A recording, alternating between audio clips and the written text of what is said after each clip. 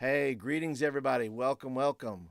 How's everybody doing? Hope everybody's doing well. Exciting evening tonight, and I know many of you will be coming in from work and doing some other things. But listen, once you get settled down, just crack open a cold beverage, grab a seat, and listen to this great interview with my friend Ken Oswald. Ken, welcome to the show. Hey, thanks for having me, Paul. And so we're going to be talking about Ken's new RPG game. It is Dungeonmor, and let me tell you something. It looks pretty fancy, Ken. I gotta say. Now, I don't mean fancy by like difficult or like complicated. I mean fancy like it looks really cool. That's what I mean to say. Okay, it Oh, looks really thanks. cool.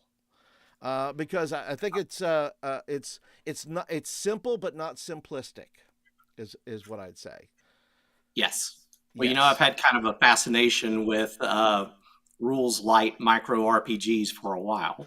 And So I've had the pleasure of playing in some of those games, I Ken. know, right?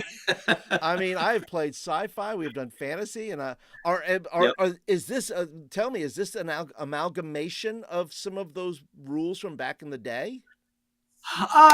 Well, I think some of the things that you and I did were from the 200 word RPG contest.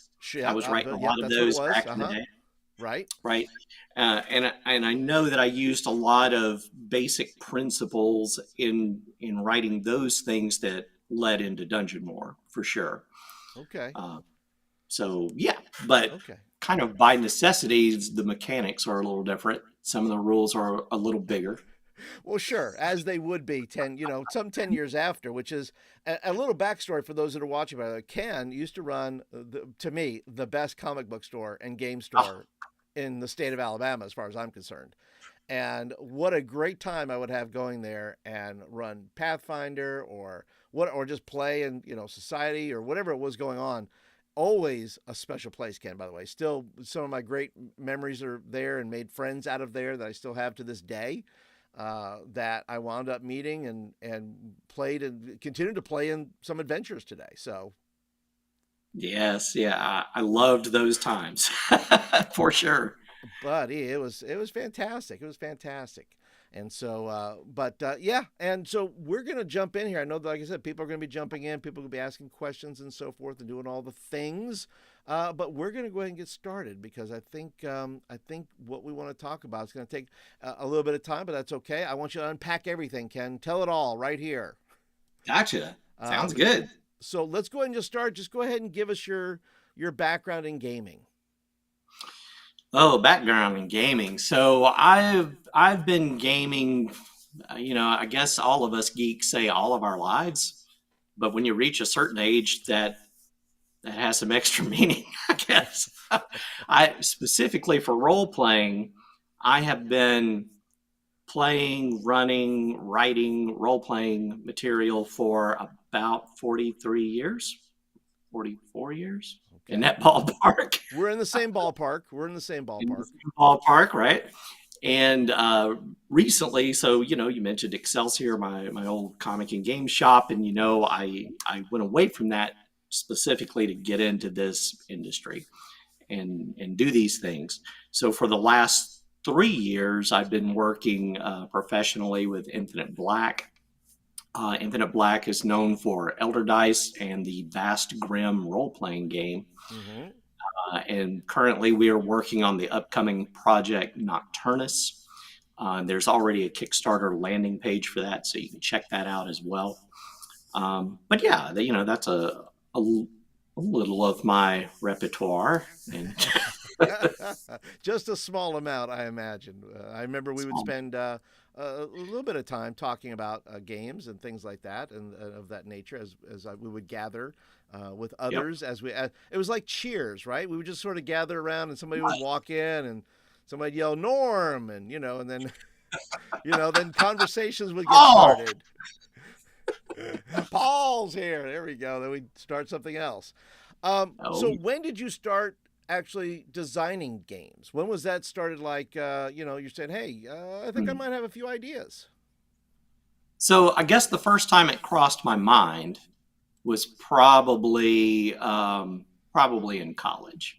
And then, like, right about the time I graduated college, I started thinking more seriously about that, and I actually started writing. Up until that point, I had been writing adventures for years. Like, I practically since the age of 13, I was writing adventures. So yeah, deciding to write a system, because once you get into this hobby and you play a few games, you get into situations where things happen and you're like, well, I wish you'd handle it differently, or I wish my character could do this, and you start thinking about those things, and then you you decide to start doing that. So yeah, like right after college is when I started writing my first one. I don't think I ever finished that. What, Like, college or? definitely completed the college Oh, thing. good, good, good, good. But yeah, that first, whenever, I guess anytime you do a first, oh my gosh, yeah, you want to pack it with everything, right? Yes, So I was yes. trying to write War and Peace, the RPG. I think there was something like 12 primary character abilities, Okay. something Hey, something crazy like that. and when you were trying to do that, were you and were you trying to were you looking at a specific edition of D&D that you said, "Oh, I think I could do it in this vein or like that," or were you looking at other sources or other new things, or you had just had your own ideas? Yeah, I just had my own ideas. At that point, I had played, a bunch of different role playing games. Dungeons and Dragons was my go to. Okay. It was the one. It was my first. It was my longest. It's what I had played the most. It's what I knew the best. So when I did my own design, I abandoned all that.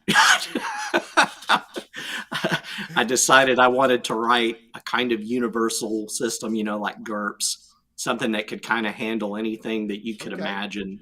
And those ideas never left me. I just have changed the way I go about it nowadays.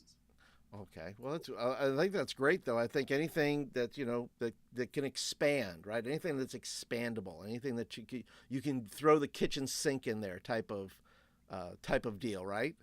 Well, that's what I like. Yeah. It may not be everyone's cup of tea, No, but you're right. that's You're right. That's not everybody's taste, but I tend to favor that. I tend to favor, occasionally. I don't mind a good Gonzo game. I like let's just neat. make it. Let's get weird right now. Let's throw what is happening, right? It's like, okay. I've had many of those moments. Like, what is going on, right? Yep. So let's go ahead and jump in then, and let's talk about Dungeonmore. Let's talk about this thing Hmm. because you have created this thing, and once again, it is simple but not simplistic, and I think I love everything about it. So, having never played a game, I should say this to everybody that's watching.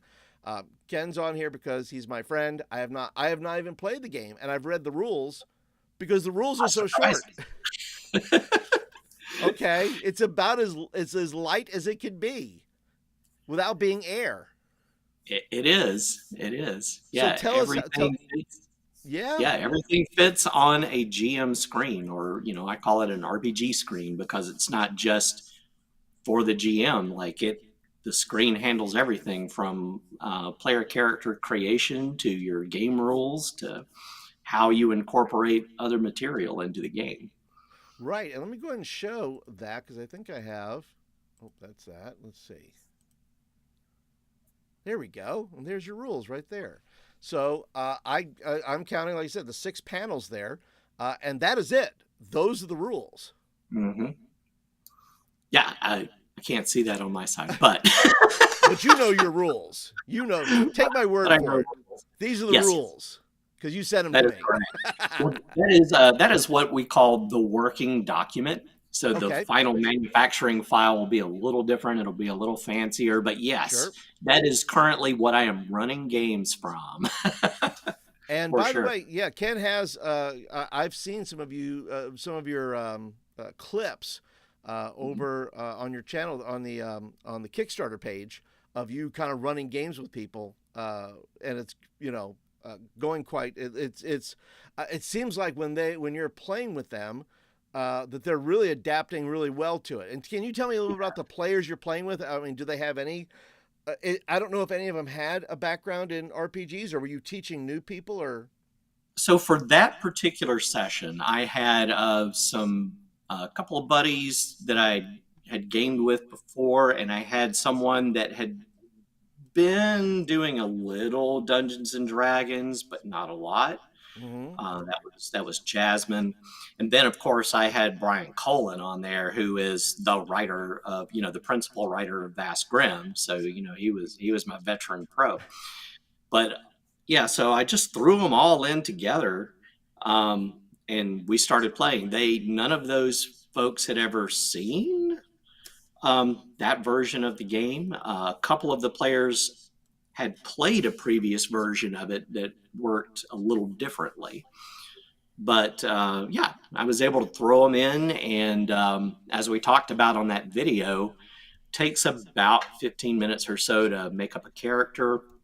If I'm doing public events and running games, in about a half hour, we're in it. We are doing that session. Well, yeah, and that's incredible because I know there's a lot of games that require a little bit more time or prep or any of those things, and so having a game that you can just get to the table and say, "All right, we're in. It's happening." Mm-hmm. Is the best, right? The fast start. Just like you like fast starts in your game, where hey, we're off to the races here. Your game probably should mimic a little bit of that. It's like, hey, we're in. We have characters now. We're going. If you want to watch those videos, those that are watching, by the way, whether you're watching now or watching later, I'm going to go ahead and put the Kickstarter information into the chat, and you can click over there, watch some of these videos, watch Ken kind of running this a little bit and explaining some more of the rules and things like that, and just check out the Kickstarter in general. It has how many days did you say, Ken, that it has? We have 8 days left. 8 days left on the Kickstarter, and so go over there and just check it out. And I'll put that there. But we're going to continue. Don't go too far because Ken's going to explain some things right here that you may have questions about. And so I think you alluded to this earlier, but any RPG games that had an influence? I know you mentioned GURPS. Is there anything else that kind of had an influence on your design?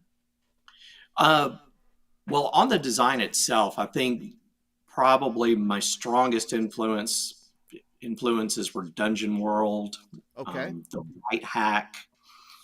Um, I think those were probably two of my biggest. Cairn was Okay. also a pretty big influence. Ben Milton's Knave. Yeah. Those are kind of the style of games that I was really getting into, that I really liked for design reasons. The kind of things that I wanted to make and use to get people gaming. Okay.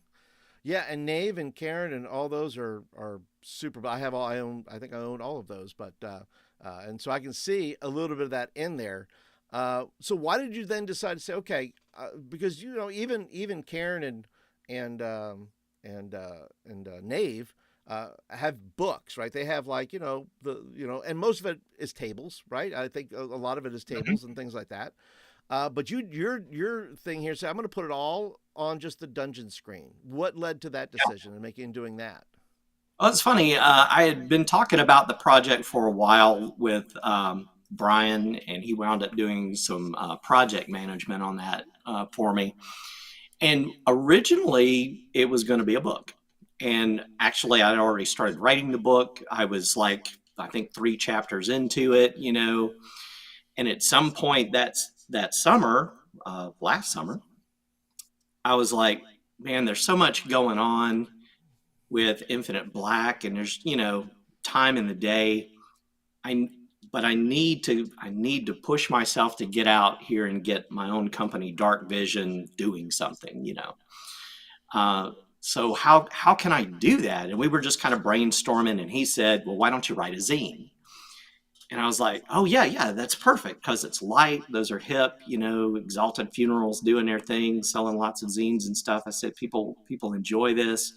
And then I kind of sat back for a moment and I was like, but I need it to be different from that. I don't want people to think it's just another zine. What if I put it on a GM screen? I mean, that poses both a interesting design challenge and it's something that hadn't been done yet. So, and it's timely, right? Because as we've come around to all of these tariffs and stuff, and games are getting so expensive, it was like, well, maybe this is something people might connect with. All you got to do is purchase the GM screen, and you've got it, the whole game. And that's it. And you don't have to make those in China. You don't have to make DM screens in China, do you? You don't have to, but one of the unexpected outcomes of things happening between U.S. and China is that it affects the rest of the industry. Sure.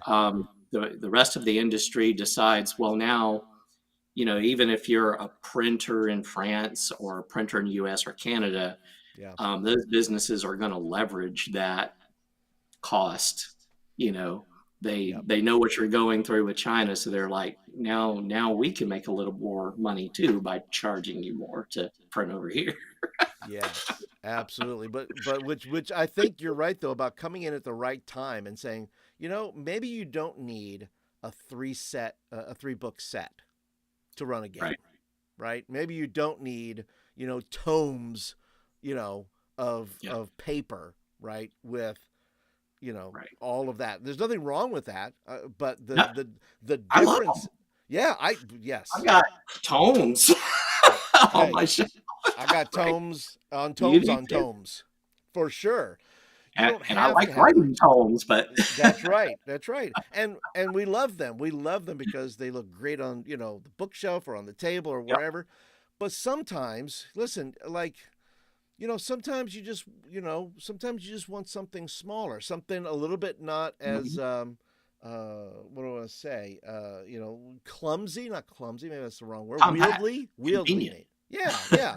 Maybe you don't need that. I think too, with the market coming in, I think a lot of people have an idea of, maybe non-players have an idea that says, "Oh, you need a bunch of books to play a role-playing game."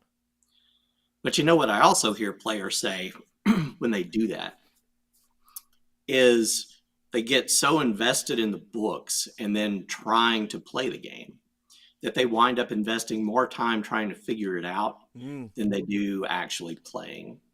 So it wasn't that, with Dungeonmore, that it was strictly about putting an RPG on a screen. It was also approaching a specific role playing concern. And that concern is the ability to play a quality game session that gives you everything you want without you having to flip through books to figure it out. yeah. Yeah, and you're absolutely right. I think that's probably one of the keys there is that you don't have to look up on page 56 what the rule is. Right. And if you're a rules as written person, well, they're all right there. I mean, here they are. They're written. No, you don't have to flip, through a dozen pages to find it. Nothing wrong with that. But if you want to go simpler, there's nothing. It's right here, right? It's all right there in Dungeonmore.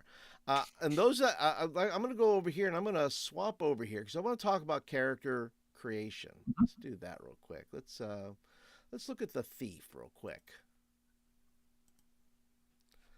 So we have the thief. We have the character sheet for the thief up there. So tell us a bit about how do you make a character in Dungeonmore?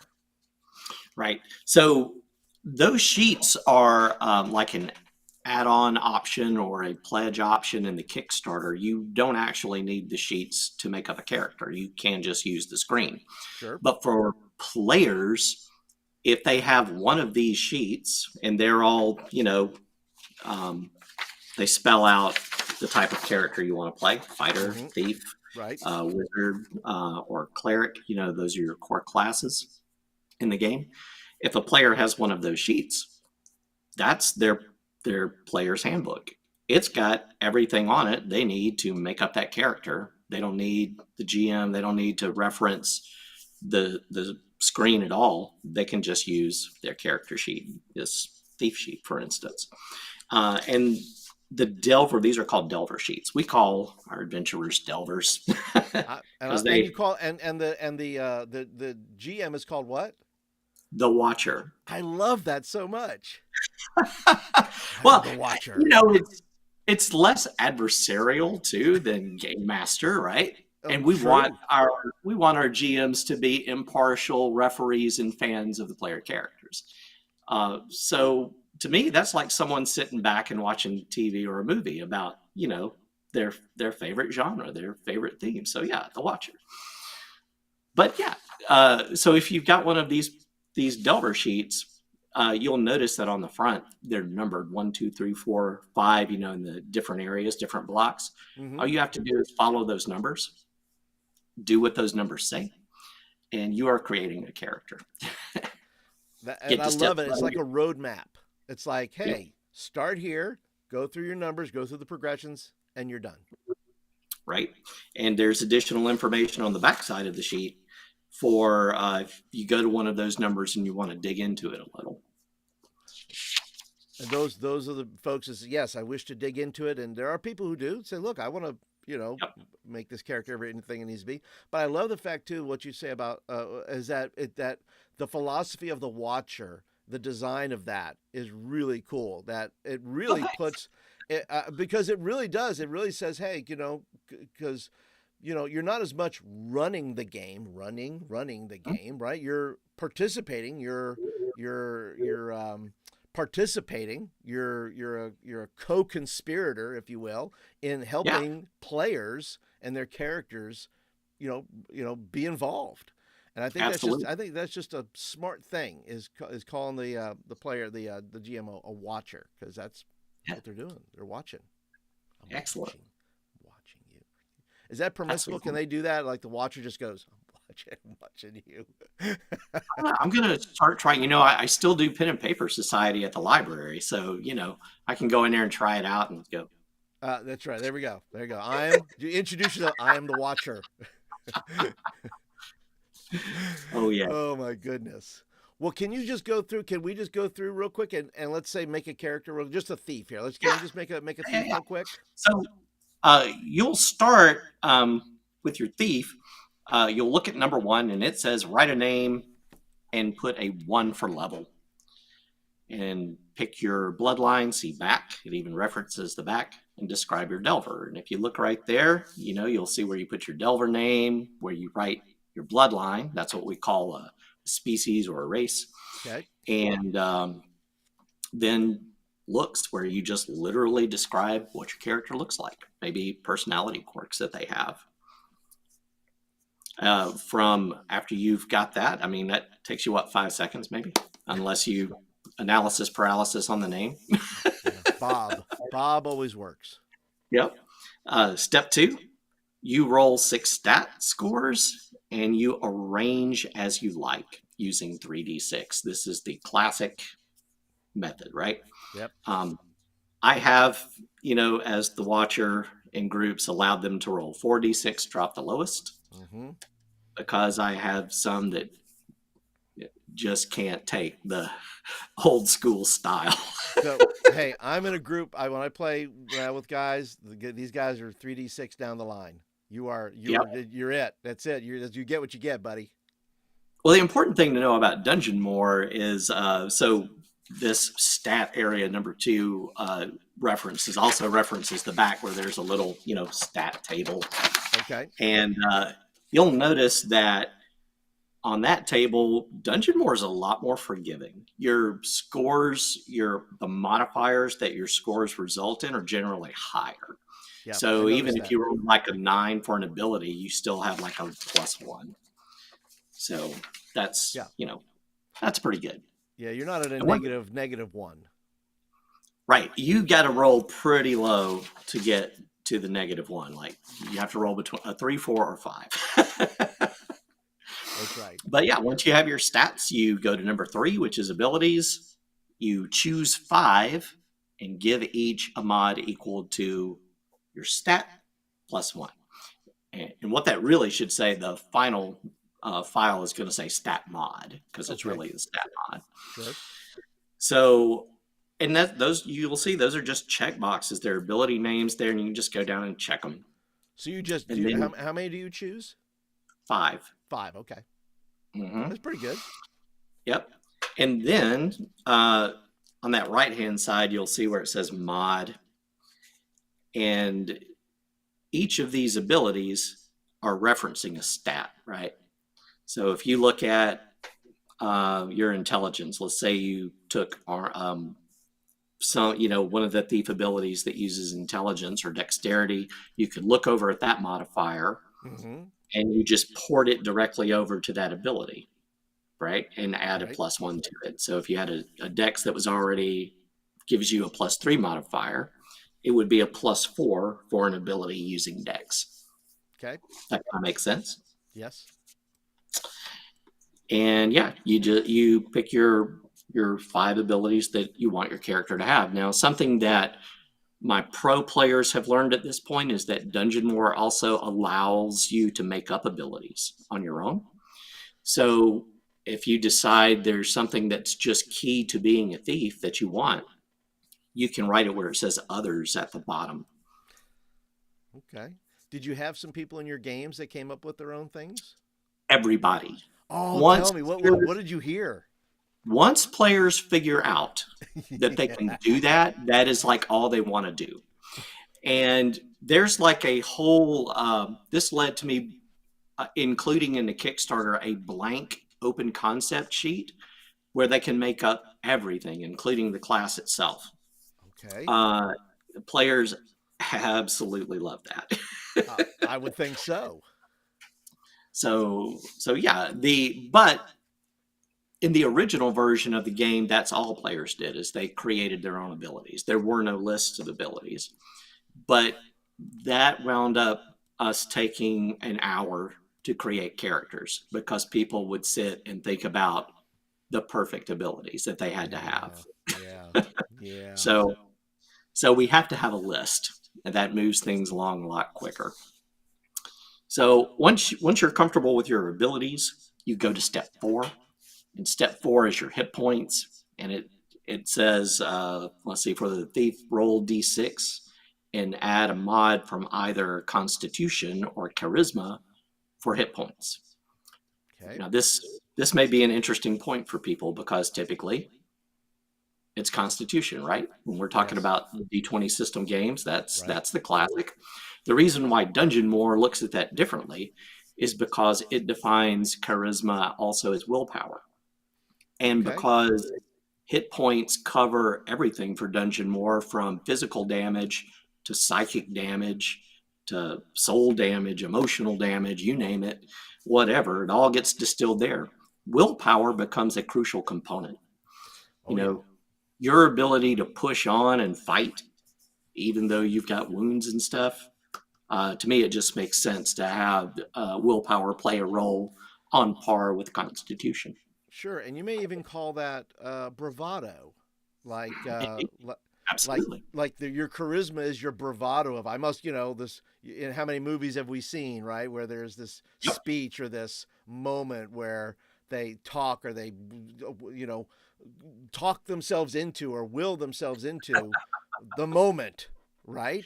So I think that Now makes you're total beginning to sense. understand how Dungeonmore works with abilities a little more too in their creation, because what you've just described, you could put on your character sheet as an ability your character possesses and use it Oh, in game. so I could Bravado. put bravado, and then I would Yep. have a line or I would be able to I would have to give a soliloquy of some kind in the Oh, that sounds moment, great. right? And then I had to give a little soliloquy, and then it would then I could use it, right? And then use my bonus to do whatever it is I was going to do. Yep. Yep. Yeah. Yeah. We'll get to that game stuff. Well, Okay. so from hit points, we go to number 5, motivations. And motivations says circle 2 or write your own. So instead of having alignments, um, Dungeonmore uses motivation. So it's just things that are important to your character, Mm-hmm. things that would motivate them to do something in game. And that could be anything from remaining anonymous and no one knowing who you are, or you know your friends could be your motivation and you want to protect them, or finding out the truth about something. So each Dungeon More character sheet has lists of these motivations that are different from one Mm-hmm. another. Right. So if you look at the fighter or the wizard, they're going to be different. And the thief will have different motivations as well. Some of them might cross, but for the most part, you're looking at an entirely new list. And if you don't like them, make up your own. So the motivations on the thief sheet are, and there's different motivations on the fighter sheet, different motivations on the wizard sheet that you can choose from. Yep. See, I like that. That is super simple. And easy. You Uh, can just glance down, look at a list, and circle. Absolutely. Or if you have opinions, you can write it. Yeah, and Put write it one right in. on. Absolutely. Mhm. Check with your watcher, though, right? Indeed. I mean, I'm pretty good with almost any motivation people come up with. I've got people that are greedy and they just put greedy. Oh, well, there you go.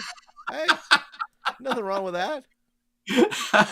Play your character. You be you, greedy Yes, guy. yes, yes. So after motivations, we've got number 6, languages, perhaps the most complex part of the sheet in some ways, because languages says number of added speak picks equals wisdom modifier. Okay. You'll notice that languages are listed in that section, and it says speak and read, and there's boxes, under those, meaning when you make a language selection, you choose either to speak it or to be literate in it, to read it and be able to write it. So to be able to read and write a particular language, you would have to spend 2 language selections on that. But each Dungeonmor sheet, like the different character types, start with different language options in some cases. Like I think the wizard is the most different because they know how to speak common and they know how to speak the language of spell casting and stuff, and they are automatically literate and are able to vocalize that language. But if you look over, if whatever your character's wisdom modifier happens to be, like +1, +2, that first part of languages says you can make that many selections to specifically speak. And then right underneath that, it says added read or speak equals intelligence. So your intelligence modifier allows you a choice. You can speak or read with each selection that you make. Okay. I like that too because I think it gives it a little bit of I don't want crunchy a little bit in the sense that you have to then decide a little bit about what you can speak, read, or do both of. Because Right. when you're in a situation where in other role playing games, everybody seems to be fluent in Right. everything. Well, that's by design, though. Most designers and most GMs say that they hate languages and they hate dealing with it. And they just Yeah. want everyone to speak everything and be able to know anything. And that's pretty much the way those games are geared. And it makes sense because, the games aren't, that's not like a problem of the game that people want to play a lot. Right. This is just a weird quirk of mine personally. I was an anthropology grad student. That's right. I remember that. So unfortunately, I know a little bit about languages. Right. So I want to use that some way in game, and this was my means of getting that out into the world. I'm glad you did. And you know what? In my Crit Happen zines, I did a whole issue. I think I did like 15 pages about schools, having more schools Yeah. and colleges in your world, so that your players can have a place to learn if they want to learn a language. Yeah, If they, and you know, and it really is. It's interesting too. I find languages to be story interesting because if you do any sort of reading into Dark Age or Middle Ages history, language or earlier Bronze Age, languages are so crucial, right? They're so important, and most people could not read or write. Thus, the choices I made on the sheet for that to be an intelligence thing. yeah. Um, you know, So it is what it is. But so far, at least in play, it has worked well. Okay, well that's good. And like I said, I think those type of things and learning it gives you because there's a big thing about downtime. Well, how do you spend your downtime, or what do you do between adventures? Well, why don't you take some of your gold and take a night course, or go pay a mentor to teach you orc? Yeah, You could do that, and you yeah, can learn you it. It's twice as much. But you do it in your system and be like, oh, you got to pay so much to speak it, but then I'll teach you how to read it. So that's like that mentor, that teacher gets double. I can teach you to speak it or read it, but not both. Okay, so yeah. But again, if people want to do things where they don't want to fool with that, where yeah, they may not have been an anthropology graduate student. that's right. That's right. That's right. Well, They could just say these characters know this yeah, language and this is what we're going to use. yeah.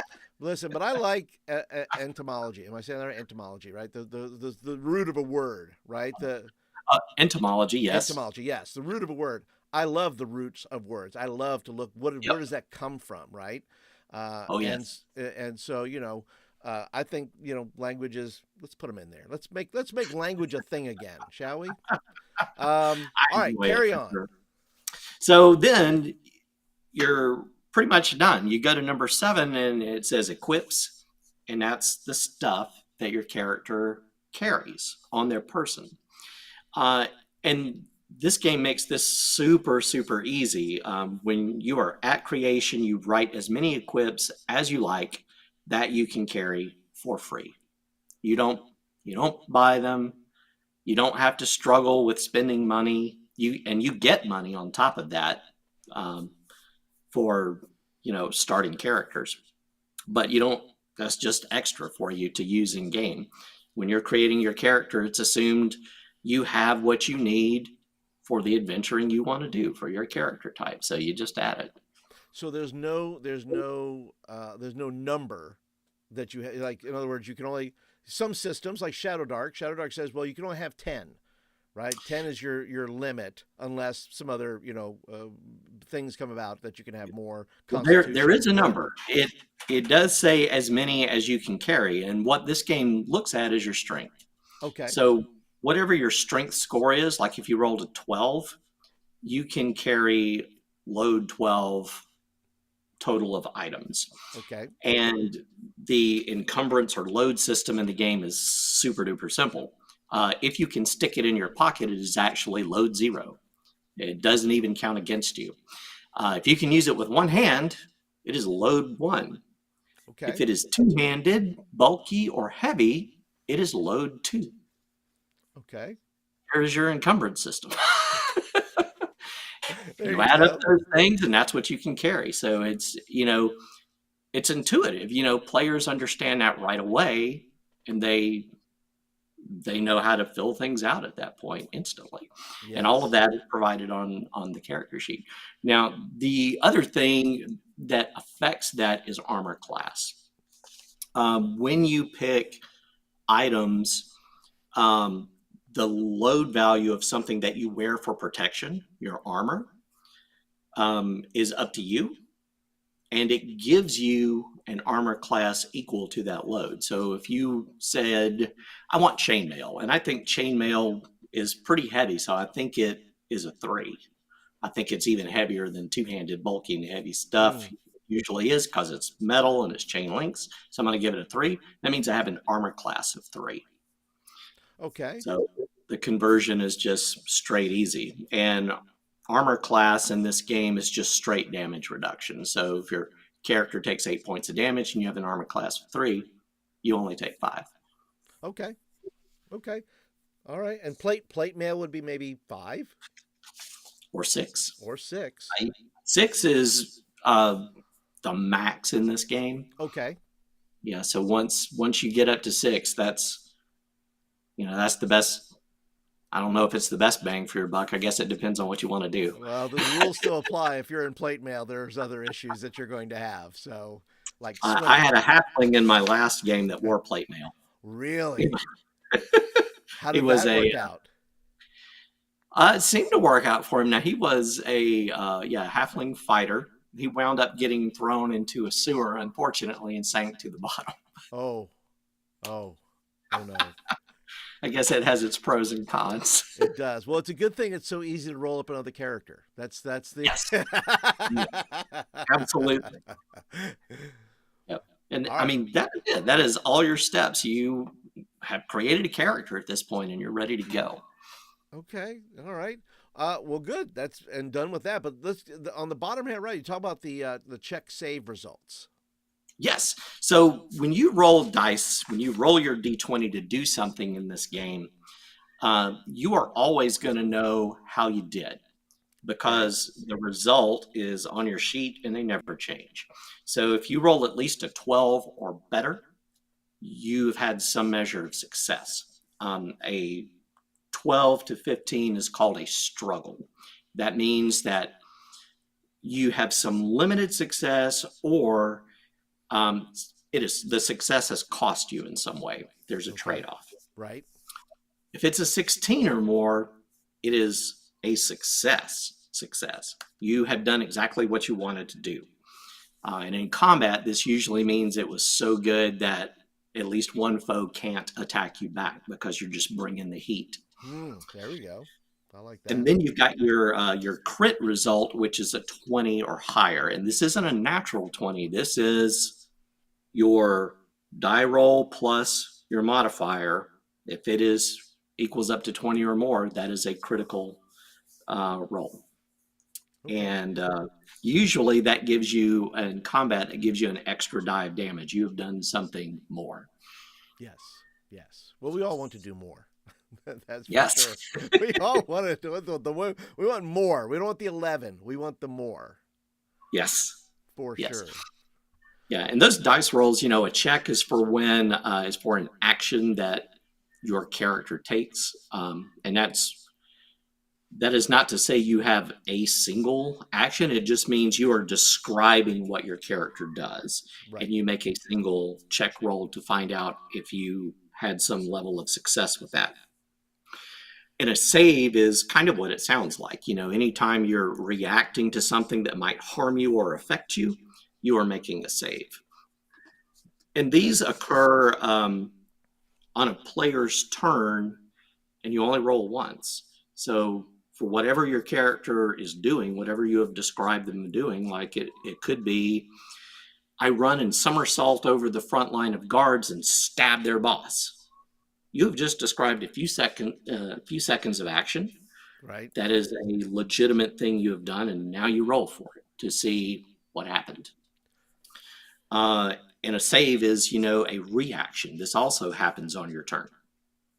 And that is, if the guards turn around and decide to attack that person that just leapt over them, Yes. As they then you've would. got to make a save to see if you avoid that. And you only have to, it doesn't matter how many of them attack you, you only make one roll. Okay. All right. So they either all hit or they all miss. It's not that they all hit or all miss. It's how much damage did these individuals in concert do to you. Oh. So the Okay. game, when you make that roll, depending on your roll result, a certain amount of damage will be dealt to your character. Okay. All right. Gotcha. Gotcha. Let's go ahead. If anybody in the chat, I want to tell you, first of all, be sure I have put a link in the chat, and it'll be in the description later as well. If you want to go over to the Kickstarter and go check it out, all the details are there. I'm sure Ken would love you to go over and check it all out, Oh, yes. and of course make a pledge. That would be nice. It's not super expensive. Once again, we're not talking about tomes and tomes of things, and I think there's a lot of good things. Can you talk a little bit about the Kickstarter? I don't want to say this. I would like to maybe do it in Oh, the yeah. middle here, and talk a little bit about what some of the pledge levels, things like that. Gotcha.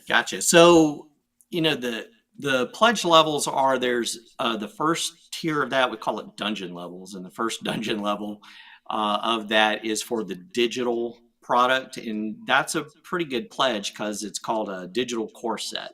And that includes both a print and plain text digital copy PDF of the game and all the character sheets.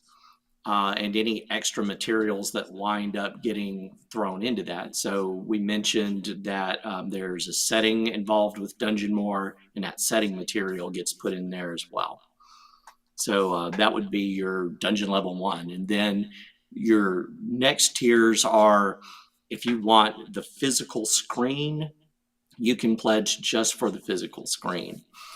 And that also winds up getting you also digital add-ons to that. They get unlocked, as well as some physical add-ons as well. We've got bookmarks that are like individual creatures that you can throw in your games. All the information is on the bookmark. Yep, So this is that's something else that you can add to that. yeah, I was gonna say, I think I have the other bookmark is right here. This bookmark right here, this dungeon hack, this Thulid. Ah, What is that, yes. by the way? Would you like to tell us what the Thulid is? Yes, this is the reimagined Illithid or Mind Flayer, Okay. specifically for Dungeonmore. Okay. All right. Okay. And we'll be doing that with all the creatures. They'll be a little different, have a little different spin on them than what they've been in their classic gaming history, to hopefully give your players something that they don't quite expect There we when go. encountering them. There we go. Does Yeah. this have a monster, is a monster manual, if you will, involved here, or? There isn't a monster manual, but there is one of the pledge tiers. We'll keep going through them. Yes. Includes creatures in some of these products. So you've Okay. got your RPG screen. Then your next tier up includes the screen and a pad of Delver sheets, and it has all 4 of the Delver sheets and the open concept sheet, like 10 of each in a single pad, that are sold together in that tier. The next tier up from that includes a double-sided battle mat. We call it a one-page dungeon battle mat. Okay. And not only is it dry erase, wet erase, and even takes chalk markers, and it's a hard folded up game board. So it's got all that going for it, but it also generates its own dungeons. So it has game tables and mechanics on it that can create an adventure for you. Very nice. And the next tier up from that includes what is called the Dungeonmore Adventure Folio. And this is a zine that has campaign world information in it, including a map. It's got a creature section, magic item section, additional player options in it as well, and an adventure, at least one adventure. There may wind up being 2 in it. And Okay. that's on top of, there is a one-page printed adventure called The Legend of Tanglewood that is winds up, you can add it on to whatever tier you pledge, or you can go for the final pledge and it's just included in it. Is Tanglewood the setting, if you will? Tanglewood is a single place. It is actually a village Okay. that is within the setting where a particular adventure takes place. And in fact, the adventure that I'm running in those videos is The Legend of Tanglewood. Oh, okay. That adventure. So yeah, and the next pledge level up from that, I think, is our is it the 666? Something like that. Yes. So that is I did not pledge every. that level, by the way. So I just wanted to throw it out there. That's a big level. It's I think It's a it's big level. just right around $100, something like that. But it's everything put in a collector box, and it includes a second battle mat. Okay. And so that allows you to have like a 36 by 48 gaming space with all those dungeon generating tables on it. So it is quite massive. And we're pretty far along in the Kickstarter now, so I don't know if there's actually going to be any stretch goals that are open for it. But if there are any additional physical stretch goals that happen, if you've pledged, the 666 level, anything that's open goes in that box. So just it winds up when you being open good. that box, though, when you get it, because if you pledged at that level, you might get a little extra in the box. They could have things. Well, Another thing that I'm doing with this is that all the products, all the packaging for the products, the sleeves and everything is all game material. So everything folds out to be either a map, an adventure, or additional information about the campaign setting. Like even the cover wrap for the GM itself includes the campaign setting and the map for it. So you literally get everything with that screen, and Yeah, that's like a $25 pledge tier, one and done. one and done. One and done. All right. So, listen, folks, you need to get over there. Go over there. Go pledge. I think it's super useful. I think, once again, having not played it myself, but having watched other players, that sounds like the place I want to. I would love to play in a game like that. Super flexible. And I think it's Oh going to yeah. be, highly recommend. But let's talk about magic. Can we talk about magic in your world? Oh yeah. Yeah, yeah. Let me go ahead and bring up the wizard. And this will kind of lead us into how do you do things in general? You know, how Yes. does the game actually play? Yes. So, yeah. And by the way, if anybody has questions, just put them in the chat. I'll bring them up as we go along. If you have questions about mechanics or world or any of the things, leave them. If you watch this later on in the future, leave questions down below. Maybe Ken will come back, check it out, and then maybe able Oh to yes. answer your questions there as well. All right. So, how does the wizard do his wizarding? So anytime a character does something in game, the player is describing what they do, describing what we call an action. But an action, like we've already said, could actually be several actions. It's just a description of a few seconds of gameplay. So magic, whether you're casting a spell or using a magic weapon to create some effect, or personal power, it's the same as if you're swinging a sword or dodging a tentacle. Anything else in game, you describe what your character does, and then the game turns around and asks, how likely is it that you just did what you wanted to and that you've had some measure of success? uh, so you could, for instance, like for the wizard is a spellcaster. So he has to have a book, or he has to have memorized spells. It could be either way. He has to have material components with which to cast spells, and he has to vocalize and use wild gestures to make his spells happen. Mm-hmm. So you describe all that when you're in a game.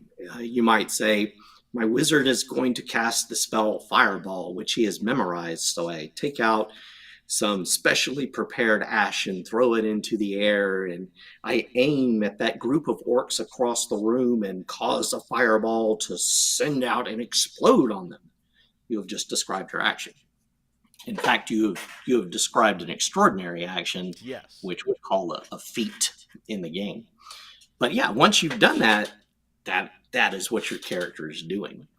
Now the game says that's risky or uncertain, right? And Magic and Dungeonmore always is. So you roll your d20. Specifically, spell casting allows you to use your intelligence modifier, but wizards are going to have an ability called spell casting. So immediately you're going to be able to use the spell castings modifier instead of your intelligence stat modifier. And that's going to be a bigger bonus, especially as you advance in level. The abilities just keep getting bigger. If you think of stats as like kind of like your basic talent for something, the abilities is the developed skill. And that's really it. Once you roll that d20, then you know whether or not you have succeeded. And if you did, you have described a fireball, so you're going to deal damage. And magic always rolls a d8. If you get a crit on it, you're rolling 2d8, and that is how much you do. Yeah, I noticed that in the combat section as far as damage, you have certain numbers like a fist is 1d4, An Mhm. improvised weapon is 1d6 if you're hitting somebody with a chair or something like that, right? Then it goes to 1d10 for a sword. Well, there's let's see here. I think on the back, this information is also on the back of one of the character sheets. Um, but the table is, yeah, a makeshift like fist, improvised weapon, or small items, a D4. A Okay, standard weapon is kind of like a classic white box weapon, a sword or sure, club or what have you. right. Anything that's a typical martial weapon is a D6. Okay, And then big deadly weapons or special weapons or a D8. a pole arm or And something like that. correct. And magic just happens to fall into that too because it's Okay, it's a deadly weapon, yes. right? And then bigger things than that, like siege engines and the weapons of giants and eldritch items. Those are D10s. And then your D12s are artifacts, relics, mythic weapons, dragon breath, those sorts of things. Okay. So, was there a reason you chose to go with that point system? Where you can do in games today. Obviously, you do. Well, it used to be too. I mean, you could do 100 points of damage. You could do Right. in one shot in some games, right? You're adding and stacking and flipping and you're Yep. multiplying and there's a lot of math in going into that. So, and here's what happens with that. That's an escalating mechanic, and D20 games are known for that. But it's also what makes your games last for 3-4 hours for a single encounter. Yeah, it's true. So the way Dungeonmore handles that is it says it doesn't really matter how many hit points you have. It matters how much damage is dealt. And if you look at the screen, you'll see that causing certain amounts of damage lays effects on characters and creatures you fight. It gives them harm. Mm. Uh, and if you deal just 13 points of damage, I say just, it's actually kind of hard to deal 13 points of damage in Dungeonmore. In But one if you shot. do, Yeah. yeah, that's like an insta kill amount of damage. You have taken a mortal injury and are, not likely to survive if it doesn't just kill you outright. But so yeah, you don't need multiple dice. You can roll up to 2 dice as a individual player character, a delver, Mm-hmm. because if you get that crit, you always roll an extra die. Right. Even rolling 2d6, I mean, think about it. If you can get a 12 on that, that's a crippling blow to It someone. is. It is. You can dismiss some creatures with that. Right. So yeah, you don't even need, a creature might have 40, 50 hit points or more. If you are dealing at 6, 8, 10, or 13 points of damage, that doesn't matter. You're hurting it seriously in some way. And the same is true of player characters. Mm-hmm. It doesn't really matter that they have 4 hit points or 40 hit points in some respects, because what counts is the damage that they take. Right. And you'll notice on the character sheet, your hit points and the damage you take are separate. So you're never lowering your hit points in Dungeonmore. You are adding damage to your character. And so there's no such thing as your character reaching 0 hit points and dying. Wow. What the game looks at is, have you taken an amount of damage equal to your hit points or greater? If you did, then you're going to have to make a save to see if you survived that or if it has done something terrible to you. Okay. So okay, well I'm glad you said that because then I'm thinking, okay, if I survive it, whatever has happened to me, then I could walk away, but severely damaged or You're something has going to happened need to some me that I carry. recovery. Huh? You're going to need some recovery if you've taken a lot of damage. Yes. Absolutely, but I think that's also a great dynamic too because you can survive something that Right. was pretty horrendous, Yep. and may you may have a limp the rest of your life or something like that. Or maybe not. We had a couple of characters. One of them had 7 hit points. These were all first level characters. One of them had 4 hit points. One of them had 7. And each of those characters, one of them wound up taking 12 points of damage, and the other one wound up taking 17. So they were making saves to, not die and not fall apart, Mm-hmm. essentially. And they managed to survive their encounters. They did not wind up succumbing as many first level characters do.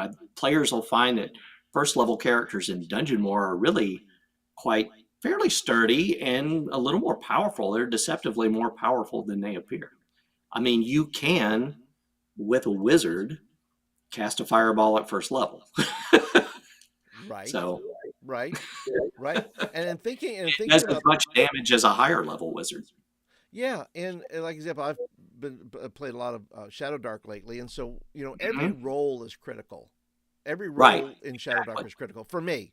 I mean, I because I've played spellcasters, Yep. and listen, if you mess that up, bad things just happen after that. It never goes well. Right. I've lost more characters because I couldn't cast my spell or Yeah. do And something like that. Shadow Dark does the same thing that like Dungeon Crawl Classics do and some other modern Hmm. D20 RPGs, where you're actually having to make a roll to see if you successfully cast a spell or used magic, right? Which I love. I don't like thinking of magic as a resource that you can just call on and it just works and it just does what it does, Right. right? Right. And it's particularly frustrating if you do see it that way and then a foe gets to make a saving throw and you did nothing, but you still lost that precious resource. That just seems to be unnecessarily grindy to me. It's like pushing buttons on a video game just to go down a hill or something. Why do this? Why do Let's this? let's do something dramatic and let's make your spell casting what it was meant to be. Scary and powerful. Absolutely, absolutely, and in this too, what I like about the dynamic of rolling to of survivability, because, like I said, you're gonna have to take a lot of damage because your armor takes some of that, Right. takes some of that damage. So you're taking some of that off, which makes it a little bit harder maybe to go beyond whatever your hit points are. But when you do take the damage, then that becomes a really big roll. That's a game It does. changing roll. It does. And, depending on, so Dungeon More is what we call player facing, right? So that means that your foes, the watcher, he's never rolling dice. Yeah. Well, I don't know. I do roll for damage because players don't like rolling damage that their foes deal to them. So I roll Okay. damage for them. Sure. But instead of foes attacking you and me rolling a d20 to hit you, you're rolling to dodge that. Right. So this is where influences like the white hack and Dungeon World and even the black hack, Hmm. they do these same things. Okay. Well, good, good, good. Well, hey, have there been any questions that I haven't asked you yet that you would like to answer? That do you say, hey, Paul, I would really like to talk about this particular part of the game, but you didn't ask me a question about that. We could talk about, let's see, we could talk about the campaign setting, Nimberless. Oh, please tell us So about it. Nimberless, yeah, it is actually a campaign setting that I've been running for, I don't know, almost 30 years. So it's been a minute. It's been a minute. Uh, so I decided I would make it part of Dungeonmore. And it is a world that has changed and evolved with my groups of players. Find they think they were responsible for several of the terrible things that have happened. And Nimberless is a shattered world. So there are just chunks of it floating around in like an endless sky that come and go. There are some that are stable and that linger around where you can adventure and delve into and have a good time. And then if you find a means of getting over to another chunk that's floating somewhere else, you could adventure over there and do things as well. Um, but Nimberless is probably best known amongst my play groups for having dragons as patrons or deities. Okay. And there's one that lives in the capital city of Eperia. It's called the Shining City or the Eye of the Dragon Hmm. because they think that one of these deific dragons actually resides there. So those are. Okay. And well, no spoilers. We won't actually say whether he's there or not, right? We'll just they got to find that out for themselves. Right. That's part of the fun. Is he Absolutely. really there? I've even had some players, role playing their character say, "I don't believe in these patrons or deities. That there's no dragon that's there." And they go about their business. There you go. I'm ignoring that. If there's a dragon here, let him show himself. Yep. Absolutely. Well, that's and is the setting a part of the Kickstarter? In other words, are they going to get It is. the Yep. setting as a part of the Kickstarter? Yes. Right. Yeah. The setting will be in two of the products. It is actually in the sleeve wrap of the Dungeonmor screen itself. Okay. So you've got the setting as well when you buy that. And then if you get the adventure folio, there's expanded material for Nimberless in that as well. And that includes a list of these deities and patrons that they can wind up serving, and their interests and their particulars. Absolutely. Absolutely. Well, where can people get in contact? They have the Kickstarter page, but are there other if people said, "Hey, I'd like to investigate a little bit more." What can they do? Where can they go? Yep, they can.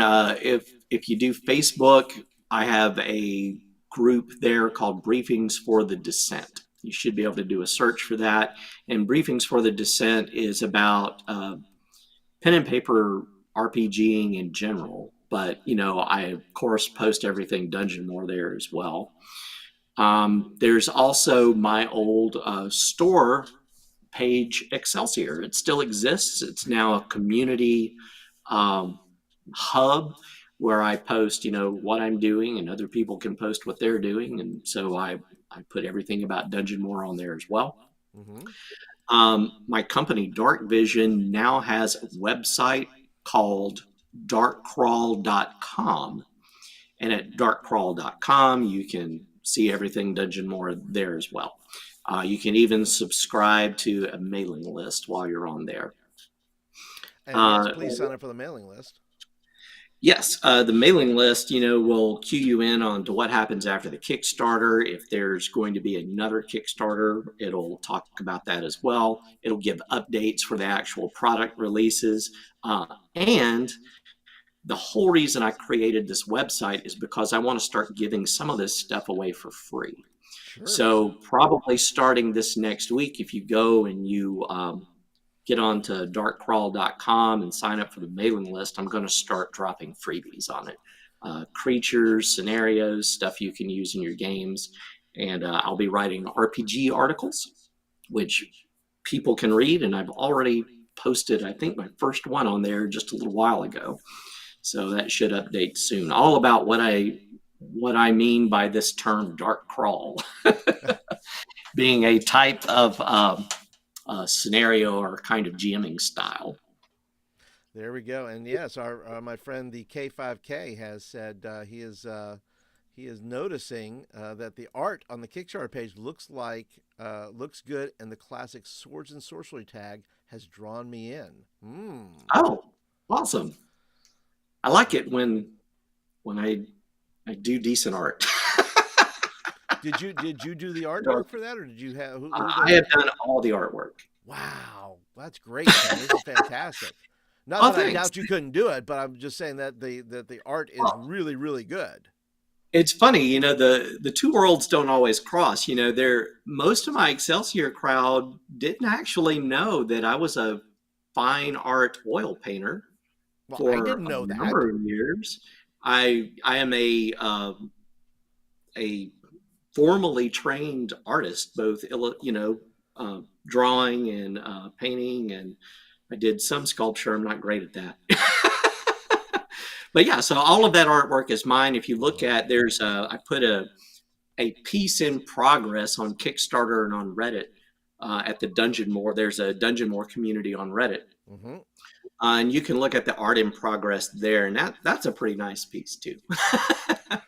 And is there? Let me ask this: is there a lot of artwork in the other pieces that you have within the Kickstarter? Whether it's the the dungeon screen or There's the there's I think there's a good number of pieces of art in there. I would not say it's going to be a lot because I have to do all of that. sure, understand.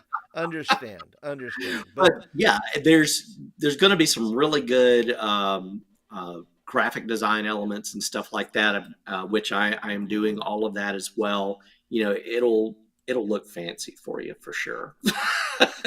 well, let me tell you something, Ken. I have appreciated you coming on tonight and just talking about the game, talking about what you got going on. I'm so stoked for you. I'm stoked about Dungeonmore. Yeah, All the well, links, I'll have to do a game for you. buddy. I'm in. You call me and I am in. I am online and we are making it happen. I would love to do that. And all the links, by the way, all of you that are watching right now, and of course those that will watch later, links will be both in the description down there and will be in the chat right now, so you can go over there, visit, as some of you had. Thank you very much. And but Ken, any last words here? Any last things you want to say about Dungeon More? If I can answer any questions, feel free to reach out to me or post in the comments here on Flint Fireforge, and I will answer. Because I And he definitely want to tell you as much as you want to know, and maybe more. That's right. Exactly. Ken, thanks again for coming. Thanks for being a part, and good luck to you. We wish you well in the Kickstarter. We hope to hear great success stories, and happy gaming, brother. Sounds great. Have some great gaming. That's right. See you later, man. See ya.